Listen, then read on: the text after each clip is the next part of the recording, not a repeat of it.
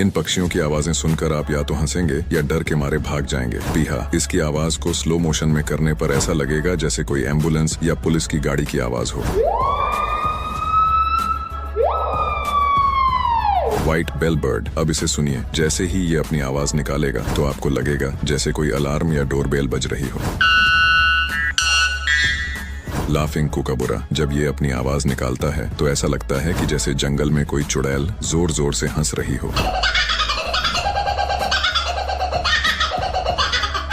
लून, अगर रात में ऐसी आवाज सुनाई दे तो डरना मत, क्योंकि ये आवाज किसी भूत की नहीं बल्कि लून की है।